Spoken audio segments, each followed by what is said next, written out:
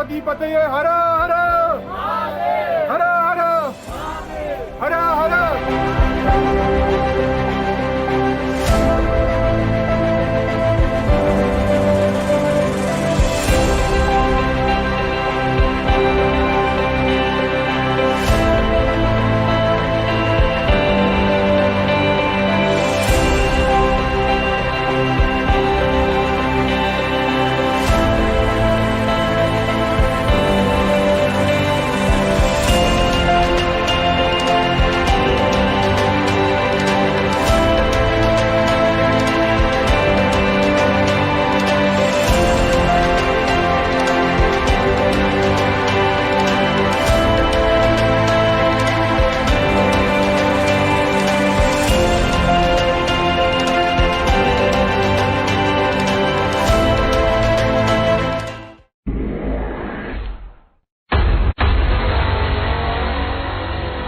नमस्कार मित्रांनो, मी आझाद आणि तुमचं खूप खूप स्वागत आहे आपल्या आवडत्या यूट्यूब चॅनल एक्सप्लोरिंग माइल्समध्ये. व्लॉगमध्ये येण्यापूर्वी आपण व्लॉगचा विषय जो आहे तो पाहिला असेलच. आजचा जो विषय आहे व्लॉगचा तो केदारनाथ आणि बद्रीनाथ धाम यात्रेसंबंधी. काही दिवसांपूर्वीच आम्ही केदारनाथ आणि बद्रीनाथ हे दोन जे धाम आहेत हिंदू धर्मामध्ये त्यांची यात्रा केलेली आहे. हिंदू धर्मामध्ये 4 धाम यात्रा आहे: गंगोत्री, यमुनोत्री, केदारनाथ आणि बद्रीनाथ. या यात्रेला अनन्यसाधारण महत्त्व आहे. तसं तर 4 धाम यात्रेचा प्लॅन होता, पण सुट्टी अपुरी असल्यामुळे आम्ही 2 धाम यात्रा म्हणजेच केदारनाथ आणि बद्रीनाथ यात्रा करण्याचं प्लॅन केला. त्याच्यानुसार या यात्रेदरम्यान, केदारनाथ आणि बद्रीनाथ यात्रेदरम्यान आम्हाला जे काही अनुभव आले किंवा आम्हाला ज्या काही अडचणी आल्या आणि जो काही त्रास सहन करावा लागला तो मी या व्लॉगमधून एकंदरीत आपल्यासमोर मांडण्याचा प्रयत्न करणार आहे. जर केदारनाथ बद्रीनाथ यात्रा आपण स्वतः प्लॅनिंग करणार असाल तर हा व्लॉग आपण पूर्ण बघा, कारण ही जी यात्रा आहे ही मी स्वतःहून प्लॅन केली होती. कोणत्याही टूर एजन्सीजमधून आम्ही गेलो नव्हतो. तर मग या यात्रेमध्ये जे मुद्दे येणार आहेत किंवा या यात्रेचे जे मुद्दे मी आपल्यासमोर मांडणार आहे ते खूप उपयुक्त आहेत आपल्यासाठी. आणि जर आपण कोणत्या टूर एजन्सीमार्फत जाणार असाल तरी पण आपल्याला या व्लॉगमधील काही मुद्दे जे आहेत ते उपयोगी पडू शकतात. तरी व्लॉग संपूर्ण बघा, कुठेही स्किप करू नका. या व्लॉगमधून मी माझा अनुभव आपल्यासमोर शेअर करणार आहे. दुसरी लोकंही जाऊन आली असतील, त्यांचा अनुभव वेगळा असू शकतो माझ्या अनुभवापेक्षा. तर मित्रांनो, या व्लॉगमध्ये आपण 1 ते 14 मुद्दे बघणार आहोत. मुद्दे असे असतील: 2 धाम यात्रेचे प्लॅनिंग, यात्रा रजिस्ट्रेशन, रूम बुकिंग, प्रवास कोठून कोठपर्यंत व कसा, ट्रेक दरम्यान सोबत घ्यायच्या वस्तू, टुरिस्ट व्हेकल बुकिंग, यात्रा ट्रिप कार्ड, ट्रॅफिकचा त्रास आणि हवेचा प्रदूषणाचा त्रास, केदारनाथ ट्रेक अनुभव, ट्रेकच्या दरम्यान उपलब्ध साधन, केदारनाथ येथे पोहोचल्यावर होणारा त्रास, केदारनाथ येथील सुविधा, बद्रीनाथ प्रवास अनुभव, बद्रीनाथ दर्शन व तेथे होणारा त्रास. तर मित्रांनो, या व्लॉगमध्ये हे जे 14 मुद्दे आहेत ते आपण बघणार आहोत. त्यातील पहिला मुद्दा आहे यात्रा प्लॅनिंग. केदारनाथ, बद्रीनाथ किंवा 4 धाम यात्रा करण्यापूर्वी आपण संपूर्ण यात्रेचा जो प्लॅनिंग आहे, आपण कुठून निघणार आहात, कुठे जाणार आहात, तिथून पुढे कुठे पोहोचणार आहात, हे फार महत्त्वाचं आहे. त्याच्या दरम्यान आपलं व्हेकल बुकिंग जे आहे, टुरिस्ट व्हेकल बुकिंग, जर आपण आपल्या स्वतःच्या गाडीने जाणार असाल तर सगळ्यात बेस्ट. पण तेथे जाऊन जर आपण कोणती गाडी बुक करणार असाल टुरिस्ट व्हेकल, तर त्याचं पण प्लॅनिंग आपण नियोजन पहिले केलं पाहिजे. त्याच्यानंतर राहण्याची व्यवस्था, तेथे कोणत्या स्वरूपाची आहे, तुम्ही काय करू शकता, ऑनलाईन बुकिंग, ऑफलाईन बुकिंग, याचा थोडासा अभ्यास एकंदरीत आपल्याला करणं फार गरजेचं आहे. यामध्ये संपूर्ण प्लॅनिंग महत्त्वाची आहे. जर काही आपली प्लॅनिंग थोडीफार चुकली तर यात्रेमध्ये आपल्याला भरपूर काही त्रास सहन करावा लागणार आहे. मित्रांनो, या व्लॉगचा दुसरा मुद्दा आहे यात्रा रजिस्ट्रेशन. यात्रा रजिस्ट्रेशन करण्यासाठी गुगलवर जाऊन आपण 4 धाम यात्रा रजिस्ट्रेशन टाईप केल्यानंतर आपल्या समोरील पेजवर 4 धाम यात्रा अँड हेमकुंड साहेब रजिस्ट्रेशनवर क्लिक करायचे आहे. आपल्या समोर नवीन विंडो ओपन होईल. नव्याने रजिस्ट्रेशन करणाऱ्यांकरिता व आधी रजिस्ट्रेशन झालेल्यांकरिता असे 2 स्लाइड दिसतील. त्यात आपल्याला दिलेल्या कॉलमप्रमाणे आपली माहिती भरायची आहे. स्क्रीनवरील डावीकडील कॉलम नव्याने रजिस्ट्रेशन करणाऱ्यांकरिता व उजवीकडील कॉलम रजिस्ट्रेशन झालेल्यांकरिता आहे. या कॉलममध्ये आपली सर्व माहिती बरोबर भरल्यानंतर आपण साइन इन किंवा साइन अप वर क्लिक करावे. त्यानंतर आपल्यासमोर रजिस्ट्रेशनचा मुख्य पेज असेल. त्यावरील मॅनेज टूर इन्फो या ऑप्शनवर क्लिक केल्यावर आपल्याला यात्रा कार्ड बनविण्याकरिता ॲड न्यू टूरवर क्लिक करायचे आहे. त्यानंतर समोरील कॉलममध्ये आपली सर्व माहिती, उदाहरणार्थ यात्रेचे कालावधी, यात्रेकरूंची संख्या, यात्रेमधील प्रवासाचे साधन, यात्रेचे 4 धामपैकीची ठिकाणे व भेट देण्याची तारीख इत्यादी माहिती भरायची आहे. एका व्यक्तीच्या नावे अकाउंट उघडल्यावर उर्वरित बाकी यात्रेकरू त्या अकाउंटमध्ये ॲड करायचे आहेत. उर्वरित यात्रेकरूंकरिता नवीन अकाउंट ओपन करू नका. यात्रा रजिस्ट्रेशन आपल्याला आपल्या व्हॉट्सअप नंबरद्वारे सुद्धा करता येते. स्क्रीनवर दिलेल्या नंबरवर आपण यात्रा टाईप करून सेंड करायचे आहे. त्यानंतर उत्तराखंड टुरिझमकडून येणाऱ्या सर्व मेसेजला आपल्याला रिप्लाय द्यायचा आहे. या प्रक्रियेमध्ये काही चुकलं तर संपूर्ण प्रक्रिया आपल्याला दुसऱ्या व्यक्तीच्या नावे किंवा दुसऱ्या व्हॉट्सअपद्वारे करावी लागते. ही प्रक्रिया मला फार गुंतागुंतीची वाटली. आपल्याला यात्रा रजिस्ट्रेशन प्रक्रियेकरिता जी पद्धत सोपी वाटते ती आपण वापरू शकता. पण मी आपल्याला सजेस्ट करेन आपण यात्रा रजिस्ट्रेशन कम्प्युटरद्वारे करावे. यात्रा रजिस्ट्रेशन करून झाल्यावर त्याची एक झेरॉक्स कॉपी प्रवासादरम्यान आपल्या जवळ ठेवा किंवा त्याची PDF आपल्या मोबाईलमध्ये ठेवा. यात्रा रजिस्ट्रेशन फार काळजीपूर्वक करा, कारण की जर ज्या ठिकाणी आपण व्हिजिट करणार असाल त्यात जर डेट चुकल्या तर आपल्याला भरपूर त्रास सहन करावा लागणार आहे. कारण एमर्जन्सीला जर स्लॉट फुल झाला यात्रेकरूंचा तर आपल्याला पुढची बुकिंग स्किप करावी लागते किंवा आपल्याला पुढे एंट्री मिळणार नाही. शक्यतो असं होत नाही, पण जर स्लॉट फुल झाला तर आपल्याला प्रॉब्लेम होऊ शकतो. म्हणून जे काही कराल ते यात्रा रजिस्ट्रेशन करताना काळजीपूर्वक करा. जर रजिस्ट्रेशन करताना काही समजत नसेल तर आपण मला माझ्या इन्स्टा ID वर जो आपल्याला आता फ्लॅश होतोय तिथे मेसेज करा. मी नक्की आपल्याला मदत करण्याचा प्रयत्न करेन. व्लॉगचा पुढचा मुद्दा आहे रूम बुकिंग. मित्रांनो, फार महत्त्वाचा मुद्दा आहे. जर आपण केदारनाथ आणि बद्रीनाथला व्हिजिट करणार असाल तर आपल्याला कुठेही कसेही रूम्स तुमच्या बजेटप्रमाणे मिळून जातात.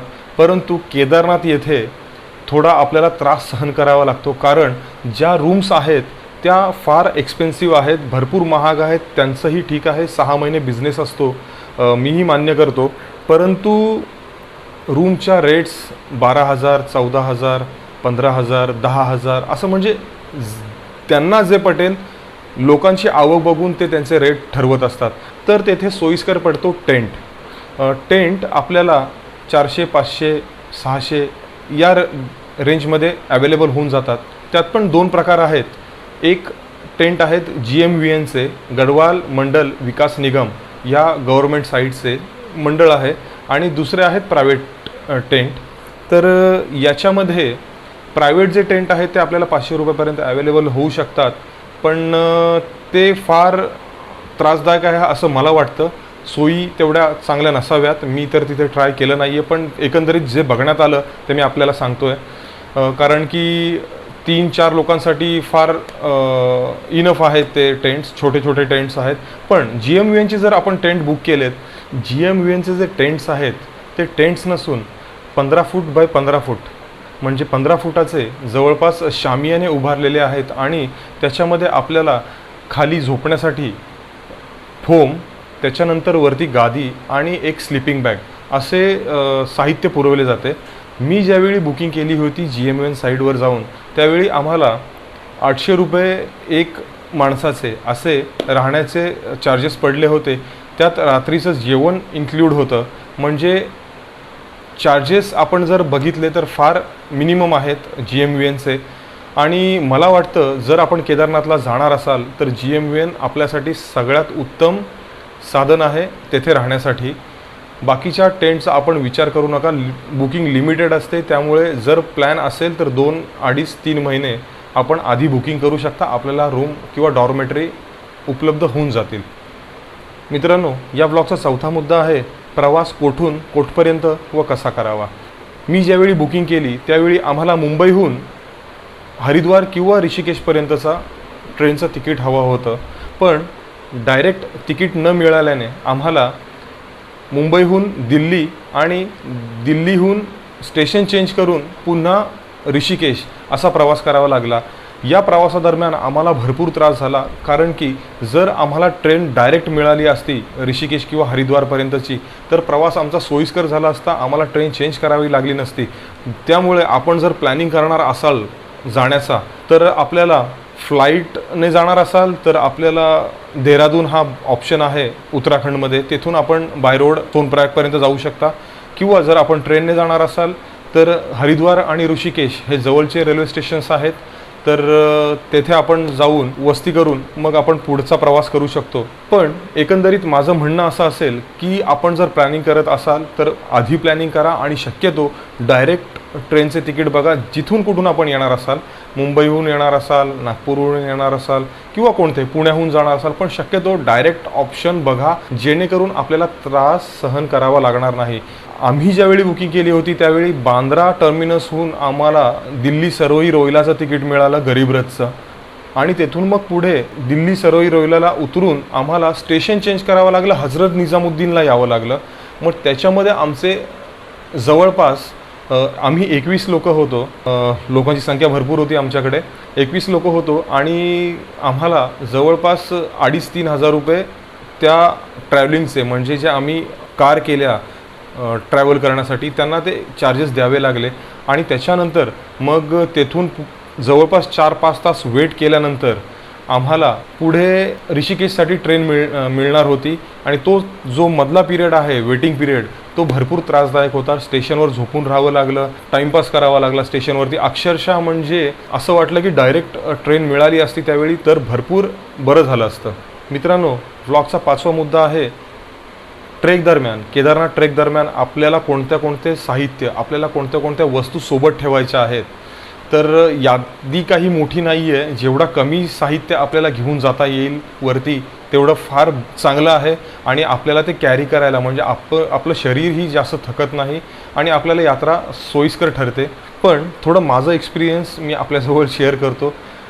माझी मिसेस माझ्यासोबत असल्यामुळे आणि तिच्याकडे एक बॅग आणि माझ्याकडे एक बॅग, की माझ्याकडे जी बॅग होती ती बॅग जवळपास 8 ते 10 किलोच्या दरम्यान बॅग असावी. आणि एवढा वजन घेऊन चढणं फार मुश्किल झालं होतं मला. तर तो एक्सपिरियन्स मी आपल्या पुढे शेअर करेनच. पण जर आपल्याला कमी साहित्य घेऊन जाता आलं तर फार चांगलं आहे. तर त्या साहित्यांमध्ये मी आता एक लिस्ट आपल्याला शो करतो. ते साहित्य असेल तर सगळ्यात बेस्ट राहील. Winter cap with neck warmer, winter jacket, winter hand gloves, woollen socks for nightwear, thermal set, top and lower for nightwear, hair dryer, moisturising cream, lip balm, lightweight rubber shoes, 2 track pants and 1 short pant, jeans for नाईटवेअर.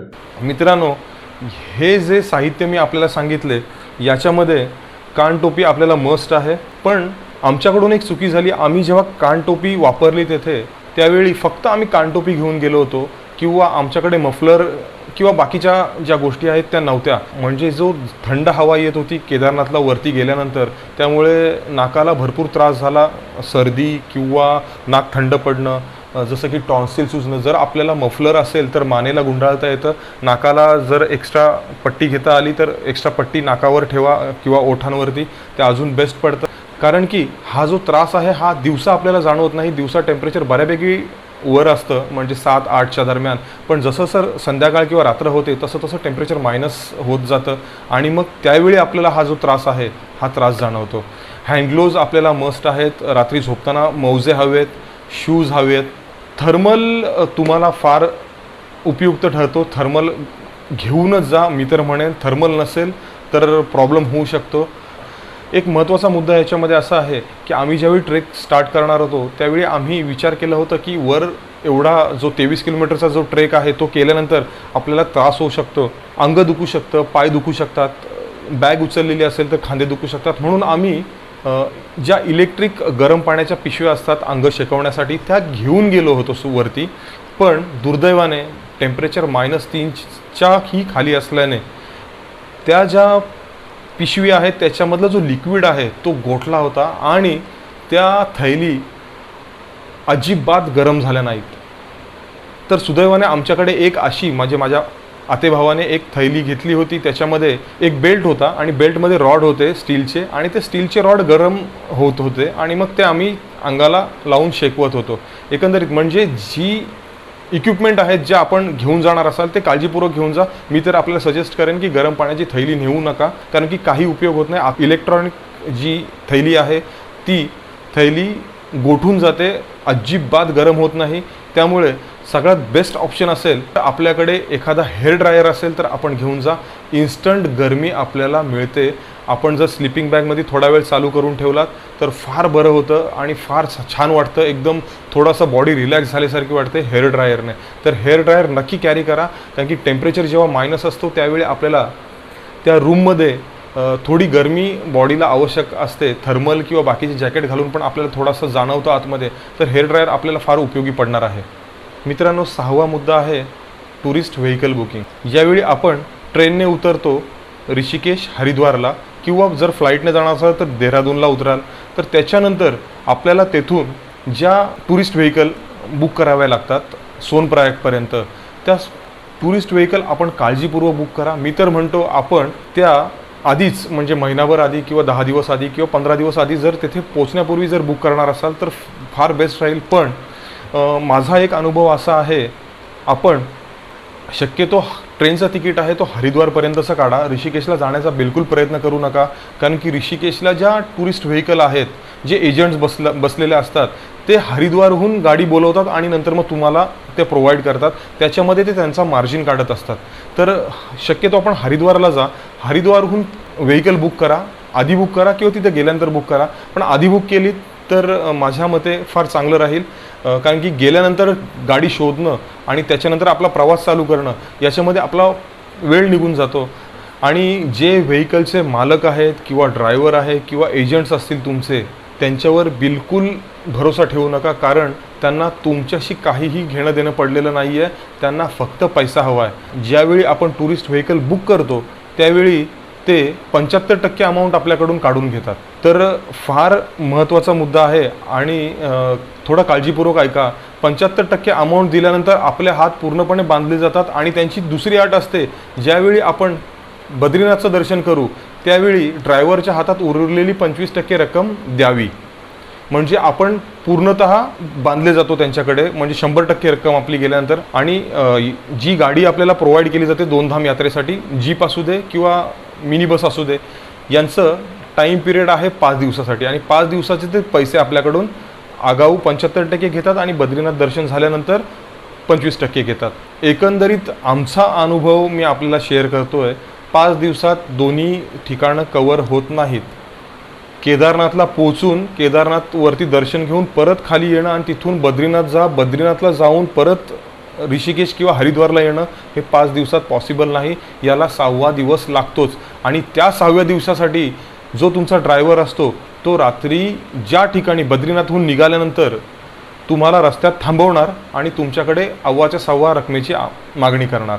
मग ते तुम्हाला 8,000, 10,000, 15,000 या अमाऊंटपर्यंत आपल्याला घेऊन जातात आणि मग ते आपले पैसे काढण्याचा प्रयत्न करत असतात. त्यांनाही माहिती आहे 5 दिवसात कंप्लीट होत नाही, 6वा दिवस लागतो. मी ज्यावेळी आमचं रजिस्ट्रेशन करत होतो आणि थोडं यात्रेचं प्लॅनिंग करत होतो, मी पण भरपूर साऱ्या लोकांच्या व्हिडिओज बघितल्या. मलाही बघणं भागच आहे. मी पण जातोय. 20 लोकांची रिस्पॉन्सिबिलिटी माझ्यावर होती, पण कुठेही हा मुद्दा आला नाही. पण माझं म्हणणं आपल्याला एवढंच आहे, जर आपण गाडी टुरिस्ट बुकिंग करणार असाल तर 5 दिवसाऐवजी त्याला सांगून 6 दिवसाची बुकिंग करा आणि बार्गेनिंग करा, रक्कम कमी करण्याचा प्रयत्न करा. पैसे तुमचे आहेत, वेळ पण तुमचा आहे आणि आपण रोज जात नाही, आपण फिरण्यासाठी किंवा मजा मारण्यासाठी जात नाही, आपण देवदर्शन करायला जातो. याच्याशी त्या एजंटला, गाडी चालकाला आणि गाडीच्या मालकाला काहीही घेणं देणं पडलं नसतं. त्यांना फक्त तुमच्याकडून पैसा हवा असतो. त्यामुळे बुकिंग काळजीपूर्वक करा. आणि मी म्हणतो ऑनलाईन बुकिंग केलीत, दुसऱ्या यूट्यूबचे जे चॅनल्स आहेत त्याच्यावरून जर आपल्याला नंबर मिळणार असेल तर फार बेस्ट आहे. मीही एक नंबर देऊन ठेवतो, डिस्क्रिप्शन बॉक्समध्ये आहे. पण या एजंट थ्रू आम्हाला थोडासा त्रास झाला 6व्या दिवशी. म्हणजे 5व्या दिवशी रात्री आम्हाला रस्त्यात गाडी थांबवली. आमच्या गाडीमध्ये 9 लेडीज होत्या. त्यांचा विचार करून आम्हाला त्यांना पैसे द्यावे लागले, कारण की आमचे हात बांधलेले होते. आम्ही 100% रक्कम देऊन फसलो होतो. तर आपण ही चुकी करू नका, एवढीच विनंती आहे माझी. मित्रांनो, या ब्लॉगचा सगळ्यात महत्त्वाचा मुद्दा आहे यात्रा ट्रिप कार्ड. आपण जर एखाद्या टुरिस्ट एजन्सी मार्फत जाणार असाल तर काहीही हरकत नाही आहे, पण जर तुम्ही स्वतः तुमची ट्रिप प्लॅन करणार असाल आणि टुरिस्ट व्हेकल करणार असाल तिथे जाऊन, तर फार महत्त्वाचा मुद्दा आहे. आपण जसं आपलं रजिस्ट्रेशन करतो, यात्रा रजिस्ट्रेशन, तसंच तुम्ही गाडी बुक केल्यानंतर त्या गाडीच्या ड्रायव्हरचं, तुमचं आणि त्या गाडीचं एक रजिस्ट्रेशन करावं लागतं RTOसाठी, म्हणजे उत्तराखंड RTOसाठी. तर तो जो रजिस्ट्रेशन आहे ते आपल्याला गाडी बुक करताना अजिबात सांगत नाहीत आणि त्या बुकिंगसाठी मग आपल्याला RTO चेकपोस्टवर अडवलं जातं आणि आपले 2-3 तास वाया जातात. आम्हालाही या गोष्टीचा त्रास सहन करावा लागला. जवळपास ते यात्रा ट्रिप कार्ड बनवण्यासाठी आम्हाला 2 तास गेले. त्या 2 तास आमचे वाया गेल्यामुळे आम्हाला पुढच्या ट्रिपला थोडासा, म्हणजे पुढे पोहोचण्यासाठी आम्हाला थोडासा वेळ लागला आणि उन्हात गाडी उभी असल्यामुळे भरपूर त्रास सहन करावा लागला. जर प्रायव्हेट व्हेकल असेल आपल्याकडे तर काहीही प्रॉब्लेम नाही आहे, आपण विदाऊट यात्रा ट्रिप कार्ड रजिस्ट्रेशन करता पुढे जाऊ शकता. पण जर टुरिस्ट व्हेकल असेल आपल्याकडे तर आपल्याला मस्ट आहे यात्रा ट्रिप कार्ड रजिस्ट्रेशन करण्याचा. आणि ही जबाबदारी तुमची नाही आहे, ही जबाबदारी आहे त्या गाडीच्या मालकाची आणि ड्रायव्हरची. तर त्यांना तुम्ही सजेस्ट करा, ज्यावेळी गाडी तुम्ही बुक कराल त्यावेळी आमचं यात्रा ट्रिप कार्ड हे झालं पाहिजे, तर तुम्हाला कोठेही रस्त्यात त्रास सहन करावा लागणार नाही. मित्रांनो, हा फार महत्त्वाचा मुद्दा आहे, याच्यावर थोडं विचार करा. ब्लॉगचा 8वा मुद्दा आहे ट्रॅफिकचा त्रास आणि पोल्युशन म्हणजेच हवेचा त्रास. तर मित्रांनो, ज्यावेळी आम्ही ऋषिकेशला पोचलो रात्री 10 वाजता, आम्ही कोणतीही व्हेकल बुक केली नव्हती. प्लॅन होता व्हेकल बुक करण्याचा, पण कोणतीही व्हेकल बुक नसल्यामुळे आम्हाला दुसऱ्या दिवशी सकाळी जेव्हा आम्ही 7-8 वाजता बाहेर निघालो, त्याच्यानंतर आम्ही गाडी शोधण्याचा प्रयत्न केला आणि गाडी शोधून आम्हाला बुक करेपर्यंत जवळपास 11 वाजले होते, 11-11:30 झाले होते. आणि त्याच्यानंतर मग आम्ही ऋषिकेशहून सोनप्रयाग म्हणजे केदारनाथचा जो स्टार्टिंग पॉईंट आहे ट्रेकचा, तिथपर्यंत जाण्याचा आमचा प्रयत्न होता. पण जो प्रवास सकाळी लवकर 7-8 वाजता सुरुवात व्हायला पाहिजे होती आणि संध्याकाळी संपायला पाहिजे होता, ते प्लॅनिंग आमचं पूर्णतः चुकलं गाडी बुक नसल्यामुळे. जर आपण जाणार असाल केदारनाथसाठी ऋषिकेश किंवा हरिद्वारहून, तर आपल्याला तिथे पोचायला कमीत कमी 10 ते 12 तास लागतात. ट्रॅफिक भरपूर असतं रोडमध्ये. आपल्याला प्रवासामध्ये बिलकुल त्रास होत नाही, कारण की क्लायमेट थंड आहे. ज्या कोणाला आपल्यामध्ये जर मेंबर्स असतील, गाडी लागत असेल, तर बिलकुल त्रास होत नाही. तर मुद्दा आहे मेन ट्रॅफिक. ज्यावेळी तुम्ही ऋषिकेशहून, हरिद्वारहून निघा किंवा ऋषिकेशहून निघा, पण ऋषिकेश सिटी क्रॉस करून पुढे निघताना आपल्याला भरपूर ट्रॅफिक लागते. जवळपास 3-4 किलोमीटर जी ट्रॅफिक असते ती आपल्याला त्या ट्रॅफिकचा भरपूर त्रास सहन करावा लागतो. नंतर आपण जवळपास एकदम क्लिअर रस्ता आहे, काही प्रॉब्लेम नाही आहे. पण आम्हाला निघायलाच उशीर झाल्यामुळे आणि सोनप्रयागला न पोचल्यामुळे आम्ही गुप्तकाशी म्हणून 30 किलोमीटर अलीकडे, सोनप्रयागपासून 30 किलोमीटर अलीकडे वस्ती केली रात्री. आणि वस्ती केल्यानंतर सकाळी आमचा टार्गेट होता सकाळी 6 वाजता हॉटेलमधून निघून आपण सोनप्रयागला 8 वाजेपर्यंत पोचूया. रस्ता खराब आहे मध्ये आणि ट्रॅफिक थोडीफार आहे, त्यामुळे आम्ही 30 किलोमीटरसाठी 2 तास दिले. पण मित्रांनो, ड्रायव्हरचा अंदाज आणि आमचा अंदाज पूर्णतः चुकला. जो आम्ही 6 वाजता जी सुरुवात केली होती 30 किलोमीटर म्हणजे गुप्तकाशीहून सोनप्रयागपर्यंत, त्या 30 किलोमीटरसाठी आम्हाला जवळपास 8.5 तास लागले. 30 किलोमीटरसाठी एवढी ट्रॅफिक, एवढी रश. जसे तुम्ही गुप्तकाशीला पोचताय, गुप्तकाशी, फाटा, सीतापूर आणि सोनप्रयाग हे जे 4 डेस्टिनेशन आहेत, ही जी 4 ठिकाणं आहेत, या 4 ठिकाणांच्या मध्ये एवढी ट्रॅफिक असते की भयंकर. या ट्रॅफिकचा नाहक त्रास आपल्याला सहन करावा लागतो. जर या ट्रॅफिकच्या त्रासापासून वाचायचं असेल तर आपल्याला हरिद्वार किंवा ऋषिकेशमधून पहाटे लवकर निघून आपल्याला गौरीकुंडपर्यंत, म्हणजे केदारनाथचा जो ट्रेकचा स्टार्टिंग पॉईंट आहे गौरीकुंड, तिथे जाऊन वस्ती करणं मस्ट आहे. तिथून आपण सकाळी फ्रेश होऊन निघा आणि ट्रेक सुरुवात करा. आपण संध्याकाळ किंवा दुपारपर्यंत, माझ्या अंदाजे 8 तास ते 9 तास केदारनाथला वर पोचायला पुष्कळ झाले. आपण आरामात पोचू शकता, काहीही प्रॉब्लेम नाही आहे. आणि तेथे उत्तराखंडमध्ये हे जे 4 धाम आहेत, तेथे जे डिझेल पंप आहेत किंवा पेट्रोल पंप्स आहेत, ते लोक या 4 व्हीलरसाठी डिझेलमध्ये रॉकेलची मिलावट करतात. जो गाडीतून निघणारा धूर आहे, त्या धुराचा एवढा त्रास होतो की म्हणजे जो माणूस स्ट्रॉंग आहे त्याला पण उलटी आल्यासारखं होतं. भरपूर त्रास सहन करावा लागतो या गोष्टीचा, म्हणजे ट्रॅफिकचा आणि हवेचा जो प्रदूषण आहे म्हणजे पोल्युशन आहे, या दोन्ही गोष्टी भरपूर त्रास होतो. शक्यतो मास्क असेल तर आपण घेऊन जा, बेस्ट होईल आपल्यासाठी. मित्रांनो, ब्लॉगचा महत्त्वाचा मुद्दा आहे केदारनाथ येथील आमच्या ट्रेकचा अनुभव.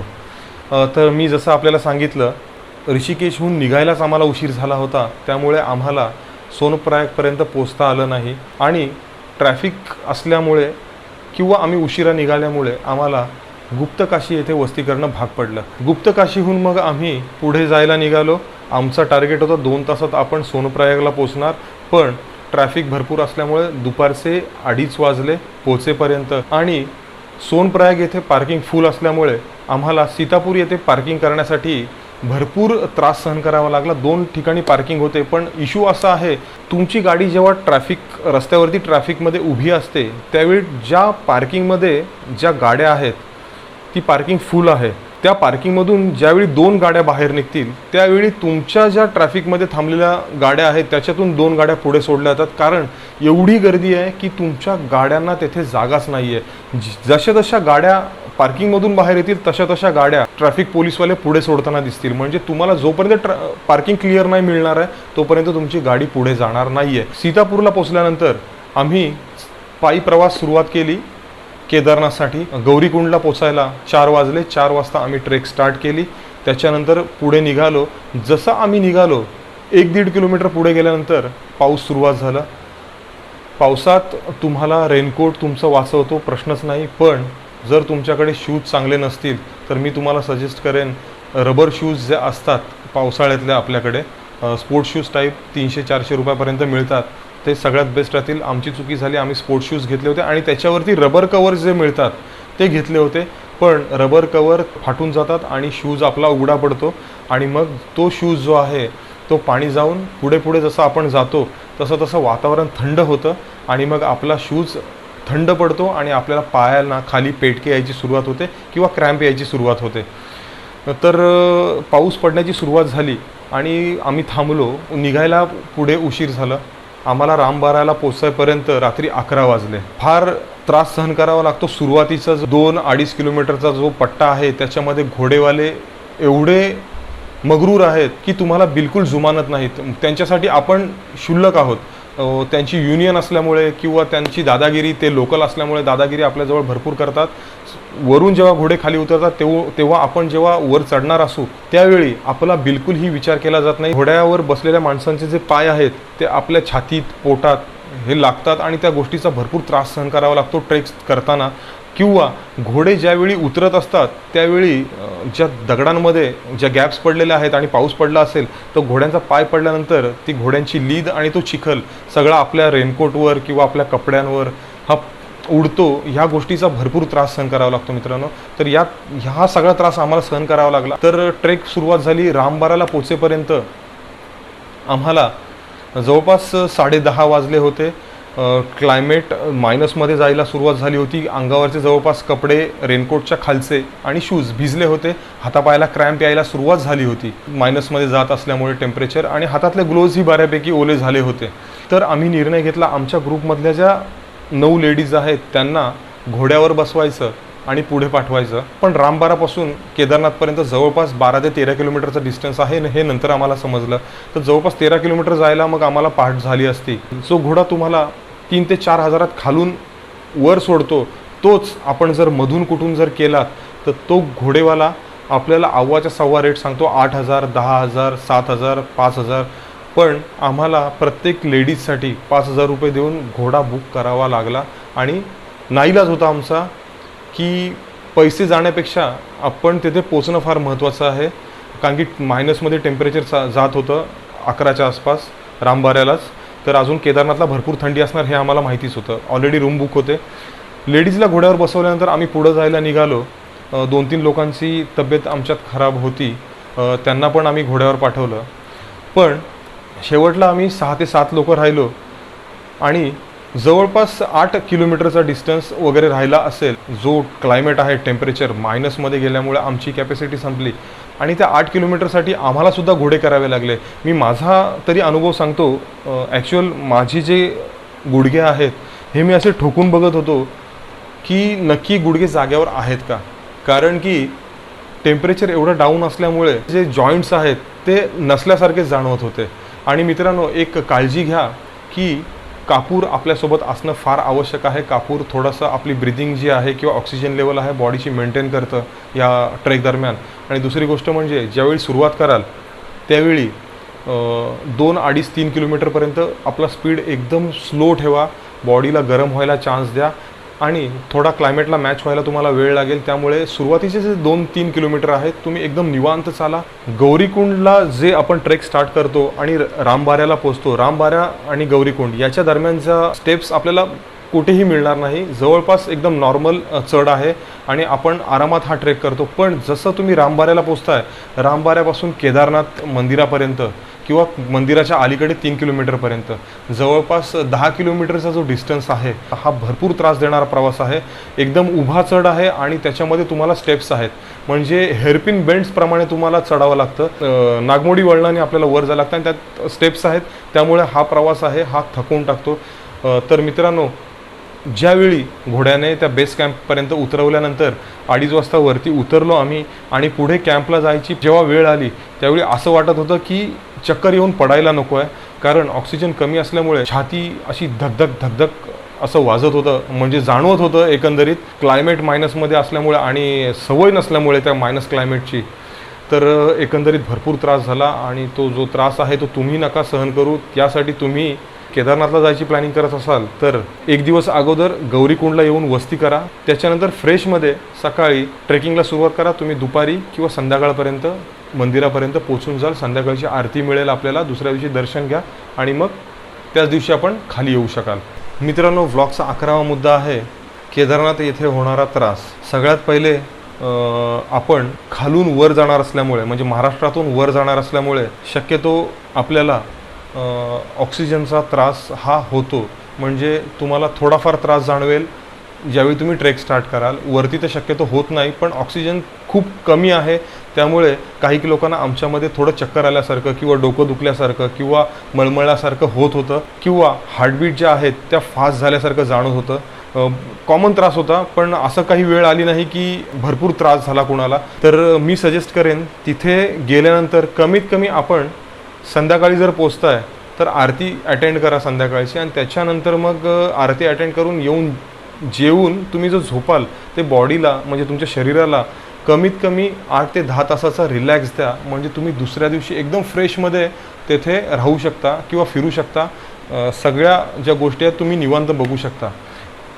केदारनाथला वरती गेल्यानंतर मी मान्य करतो की केदारनाथ हे जे ठिकाण आहे ते खूप वर आहे. जवळपास गौरीकुंडपासून केदारनाथ मंदिरापर्यंतचा जो डिस्टन्स आहे हा 23 किलोमीटरचा अंतर आहे. तर एवढ्या वर जाईपर्यंत पदार्थांचे रेट्स खूप हाय होतात. जी मॅगी आपण रेग्युलर घरी खातो 10 वाली किंवा 20 वाली, ती मॅगी आपल्याला जवळपास 80 रुपये ते 100 रुपयाच्या दरम्यान मिळते. मिनरल वॉटर जो पाणी आहे तुम्हाला 80 रुपये लिटरप्रमाणे मिळतं. तर एकंदरीत ह्या जे रेट्स आहेत हे भरपूर महागडे आहेत तिथे. पण एक आपण मान्य करूयात, त्या लोकांनासुद्धा गौरीकुंडपासून केदारनाथपर्यंत वस्तू किंवा माल वाहून न्यायला खूप खर्च येतो. पण एक अंदाज यावा की आपल्याला कुठे आणि काय किती महाग मिळणार आहे. तर पाण्याची बॉटल आपल्याला 80 रुपये, मॅगी जवळपास 80 ते 100 रुपये आणि जेवणामध्ये पण शक्यतो पराठा आणि दाल खिचडी हे आपल्याला 150 रुपयाच्या आसपास मिळणार आहे तिथे. या पॉईंटमधला महत्त्वाचा टॉपिक आहे केदारनाथ येथील दर्शन. एकंदरीत सोशल मीडियावर व्हायरल झाल्यापासून केदारनाथ भरपूर लोक तिथे जातात आणि गेल्यानंतर मग व्हिडिओ किंवा बाकीच्या याच्यात तिथे गर्दी भरपूर असते. त्यामुळे आपल्याला दर्शनाची रांग अजून मोठी दिसते. पण माझ्या अंदाजे दररोज 10 ते 20 हजार लोक दर्शन घेत असतील. आणि जेवढं तुम्ही उशीर कराल लाईनीला उभं राहायला तेवढं तुम्हाला दर्शनाला उशीर होणार आहे. शक्यतो जर आपण दर्शन आपल्याला नीट हवं असेल तर पहाटे 4च्या आसपास आपण लाईनला जाऊन उभं राहायला हवं आहे. त्यावेळीच आपल्याला दर्शन लवकर मिळणार आहे. आणि एक महत्त्वाची बाब अशी सांगायची आहे, जसं तिरुपतीला आपण जर गेलो तर 300 रुपये देऊन आपल्याला VIP दर्शन मिळतं, तशीच आता एक फॅशन केदारनाथला सुद्धा आलेली आहे. म्हणजे मला असं थोडं वाईट ह्या गोष्टीचं वाटलं. जे भक्त येतात ते सगळे एकसारखेच असतात. देवाला कोणी लाडका नाही आहे. केदारनाथला पण एक साईड आहे, मी आपल्यासमोर आता ती दाखवतोय. त्या साईडवरती वेगवेगळे रेट्स आपल्याला दिलेले आहेत. त्या रेट्सप्रमाणे आपल्या त्या शेड्यूलमध्ये पैसे भरून आपण VIP दर्शन घेऊ शकतो किंवा आरती किंवा बाकीच्या गोष्टी ज्या आहेत त्या तिथे करू शकतो.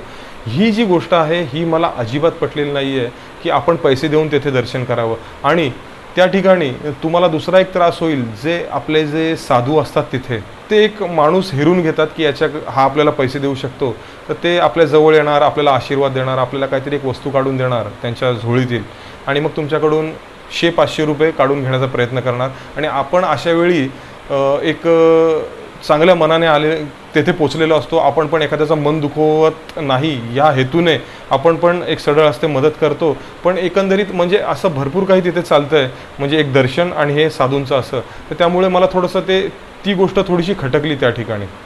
12वा मुद्दा आहे केदारनाथ येथील सुविधा.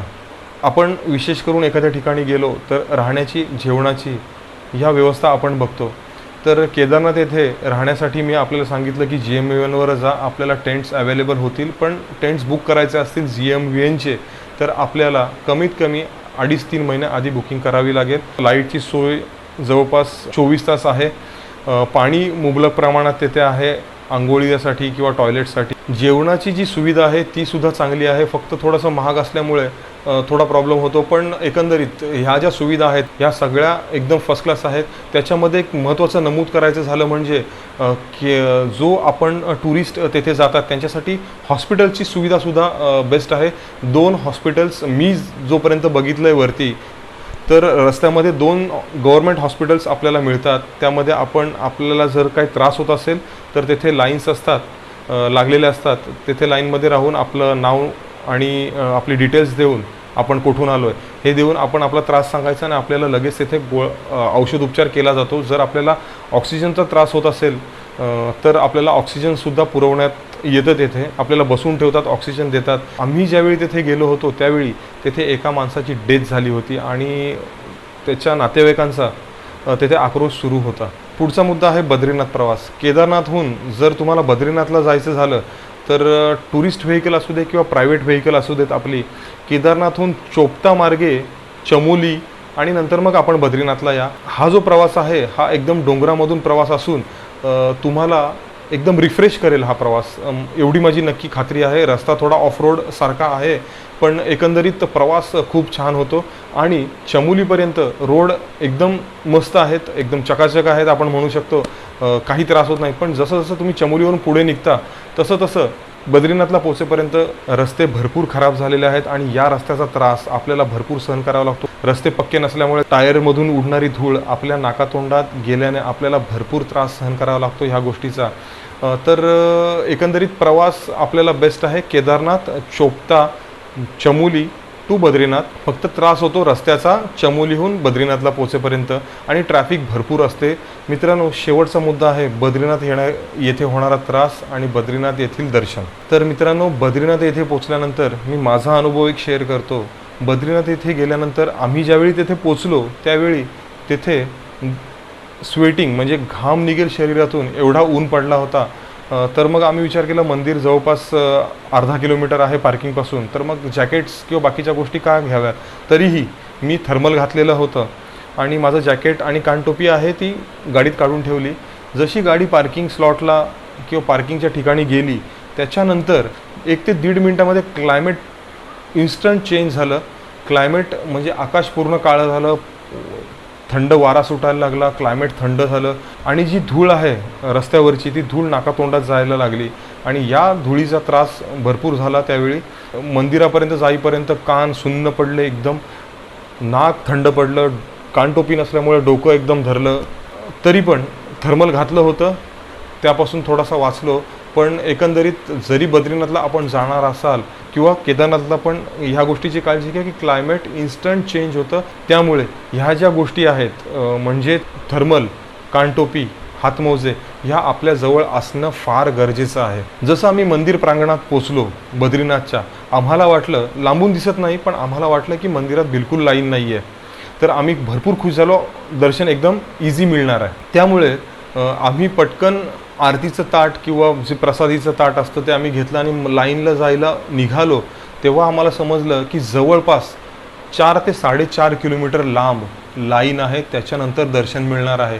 आणि त्याच्यात पण बद्रीनाथचं जे मंदिर आहे ते दुपारी माझ्या मते 2 तास बंद असतं, 2 ते 4.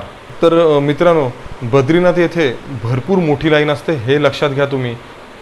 मित्रांनो, हा जो व्लॉग आहे या व्लॉगमधून मी आपल्याला केदारनाथ आणि बद्रीनाथ या दोन ठिकाणी कसं पोचायचं, काय प्लॅनिंग करायची याची माहिती दिली. आपल्याला काय काय त्रास सहन करायला लागणार आहे याचीसुद्धा माहिती दिली. तर मित्रांनो, हा जो व्लॉग आहे हा आपल्याला फार उपयुक्त ठरणार आहे जे स्वतः प्लॅनिंग करून केदारनाथ किंवा बद्रीनाथला जाणार आहेत त्यांच्यासाठी. तर मित्रांनो, हा व्लॉग तुम्हाला कसा वाटला तुम्ही मला कमेंट सेक्शनमध्ये नक्की कळवा. आणि जर आवडला असेल तर आपले जे मित्रपरिवार किंवा नातेवाईक असतील त्यांच्याजवळ शेअर करा, जेणेकरून ते ज्यावेळी व्हिजिट करतील केदारनाथ किंवा बद्रीनाथला तर त्यांना या गोष्टीचा त्रास सहन करावा लागू नये. तुम्ही नक्की व्हिजिट करा.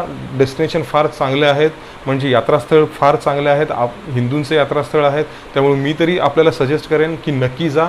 ज्यावेळी गर्दी नसते त्यावेळी तुम्ही तिथे जाण्याचा प्रयत्न करा, म्हणजे एकंदरीत तुमची यात्रा सुखकर आणि सोयीस्कर होईल. तर मित्रांनो, हा व्लॉग कसा वाटला तुम्हाला तुम्ही कमेंट सेक्शनमध्ये नक्की कळवा. आणि जर आवडला असेल तर लाईक, शेअर आणि सबस्क्राईब करायला विसरू नका. थँक्यू.